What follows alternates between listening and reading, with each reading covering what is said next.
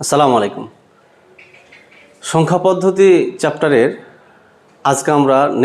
আজকের ক্লাসে আমরা দেখব দুইয়ের পরিপূরক। আসলে দুইয়ের পরিপূরক কি, এক কথায় কেন আমরা দুইয়ের পরিপূরক ব্যবহার করব।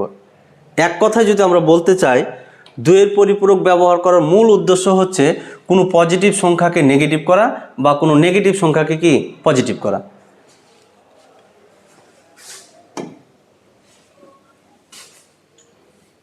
আমরা সাধারণত যখন লিখি 30 লিখলাম, এটাকে পজিটিভ সাইন দিলে এটা পজিটিভ ধরি, আর এটা নেগেটিভ সাইন ধরলে এটা কি নেগেটিভ ধরি। তাহলে কম্পিউটার কিভাবে বুঝবে যে এটা পজিটিভ না? কম্পিউটার কিন্তু এই চিহ্নটা কি চিনে না, কম্পিউটার এই চিহ্নটা চিনে না। আবার কম্পিউটারে যদি যোগের সার্কিট আলাদা থাকে, গুণের সার্কিট আলাদা থাকে, বিয়োগের সার্কিট আলাদা থাকে, ভাগের সার্কিট আলাদা থাকে, তাহলে আমাদের কম্পিউটার সাইজও কি বড় হবে। তাহলে কম্পিউটার যোগ বিয়োগ গুণ ভাগ 4টা প্রক্রিয়ার কাজ সে এক সার্কিটের মাধ্যমেই কি করে। কিভাবে? আমি যদি ধরি 3 গুণিত 4, তাহলে 3 4 কত 12। এখন 3কে যদি আমরা 4 বার যোগ করি তাও কত হয়? 12 হয়। তার মানে এই বারবার যোগ করা কার কাজ হচ্ছে? গুণের কাজ। ঠিক বারবার বিয়োগ করা কার কাজ হবে? ভাগের কাজ। তাহলে আমরা আগের দুইটা ক্লাসে আমরা যোগ আর বিয়োগ দেখেছি। তাহলে গুণের কাজ করবে যোগ আর ভাগের কাজ করবে কি বিয়োগ। কিন্তু আমি এখন বলতেছি যে তাহলে দুইটা সার্কিট লাগছে, কিন্তু কম্পিউটার সব কাজ করে কয়টা? একটা সার্কিটে। তাহলে একটা সার্কিটে করতে যদি বিয়োগের কাজটাও কোনোভাবে আমরা যোগের মাধ্যমে করতে পারি, তাহলে আমাদের কি সকল কাজ একটা সার্কিটের মাধ্যমে কি সম্ভব। এখন আমরা যদি সাধারণত বলি যে 30 আর 30 কোনো সাইন না দিলে দুটাই ধরি কি পজিটিভ, তাহলে আসলে আমাদের এই জায়গাতে যদি নেগেটিভ চিহ্ন দিই তাহলে এখান থেকে এটা হচ্ছে কি নেগেটিভ। তাহলে আমরা এই কম্পিউটারের তো শুধুমাত্র 0 আর 1 বুঝে, এছাড়া তো অন্য কিছু বুঝে না, এই নেগেটিভ সাইন তো বুঝে না। তাহলে কম্পিউটার কীভাবে এই নেগেটিভ সাইনটাকে বুঝবে? এজন্য এই সার্কিটে একটা রেজিস্টার ব্যবহার করা হয়। রেজিস্টারের বিট হতে পারে 4 বিটের বা 8 বিটের বা কি 16 বিটের, বা আরও বড় হতে পারে 32 বিট 64 বিটের। তাহলে এই রেজিস্টারের বৈশিষ্ট্যতে আমি একটু 8 বিটের একটা রেজিস্টার যদি আমরা কল্পনা করি, 8 বিটের রেজিস্টারের বলতেছে প্রথম 7টা, এদিক থেকে আমরা কাউন্ট শুরু করি, প্রথম 7টাকে বলছি আমরা কি সংখ্যা বিট। প্রথম 7টাকে বলছে সংখ্যা বিট, আর লাস্টের যে বিটটা থাকবে এইটিকে বলছি আমরা চিহ্ন বিট। চিহ্ন বিট। তার মানে ধরেন আমি এখানে 1 0 0 0 0 0 1 লিখলাম। তাহলে আমরা যদি সিরিজটা বসাই 1 2 4 8 16 32 64, তাহলে 64, তাহলে যেগুলো 1 আছে সেগুলো যোগ হয়, তাহলে 64 আর একে কত 65। তাহলে সংখ্যাটার মান দাঁড়াচ্ছে কত? কারণ যে আমার প্রথম 7টা ভ্যালুর মান ধরে আমাকে কি মানটা বের করতে হবে, তাহলে দশমিক ভ্যালু দাঁড়ালো 65। এখন এই 65টা পজিটিভ না নেগেটিভ সেটা নির্ভর করবে এখানের বিটের উপরে। এখানে বলতেছে 0 যদি থাকে তাহলে সংখ্যাটা হবে পজিটিভ, তাহলে 0 মিনিং করে কি পজিটিভ, আর 1 যদি থাকে তাহলে এখানে মিনিং করে কি নেগেটিভ। তাহলে এখানে যদি আমি 0 দিলাম তাহলে সংখ্যাটা অবশ্যই কি পজিটিভ। কোনো কারণে যদি এখানে আমরা 1 দিই তাহলে এই সংখ্যাটা হবে কি নেগেটিভ। তাহলে আমরা এই একটু জিনিস মাথায় রাখবো যে তাহলে 16 বিটের যদি হয় তাহলে প্রথম 15টা হচ্ছে সংখ্যা বিট, লাস্টেরটা হচ্ছে কি চিহ্ন বিট। যদি 4 বিটের হয় তাহলে প্রথম 3টা হচ্ছে সংখ্যা বিট, লাস্টের বিটটা হচ্ছে কি চিহ্ন বিট। তাহলে আমাদের যে কোনো রেজিস্টারের ক্ষেত্রে প্রথম লাস্টের বিটটাই হবে শুধুমাত্র কি চিহ্ন বিট।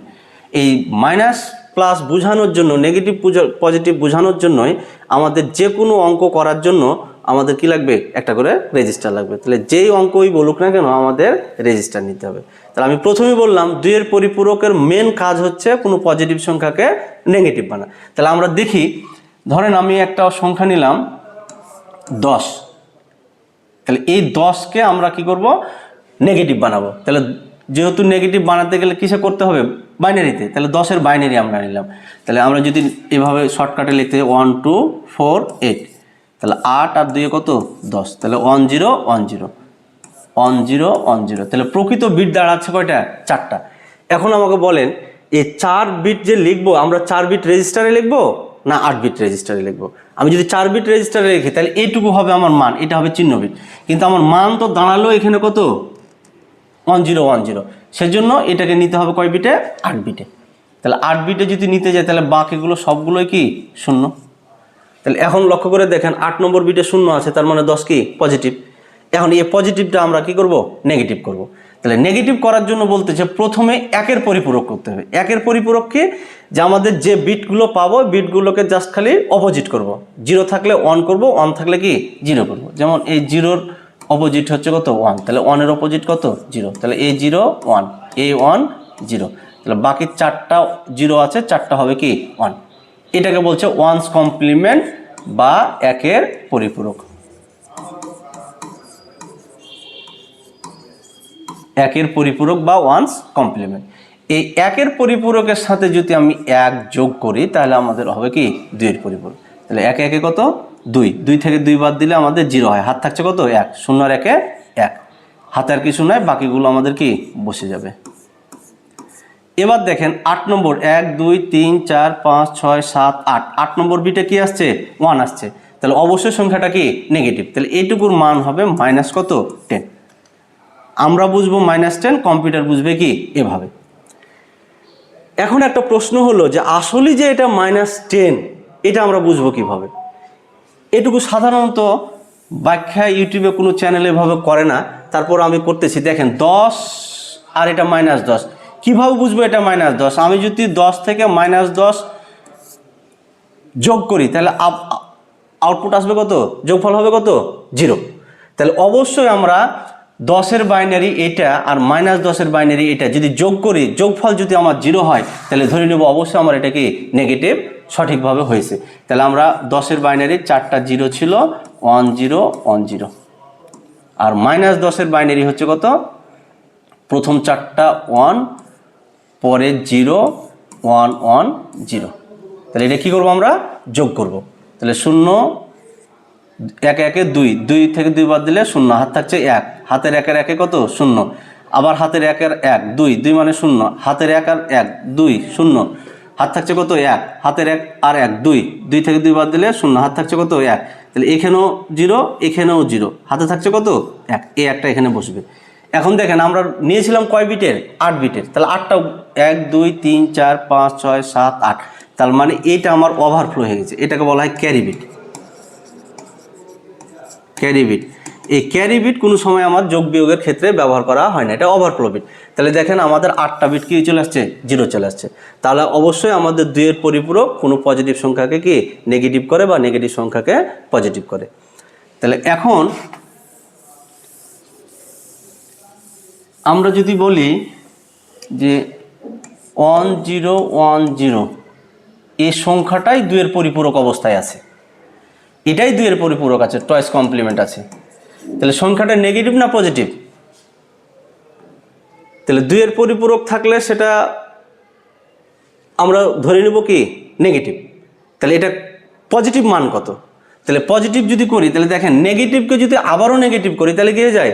পজিটিভ হয়ে যায়। তাহলে এটাকে আবারও নেগেটিভ করতে চাই, তাহলে নেগেটিভ করতে গেলে কি হবে? উল্টে নিতে হবে।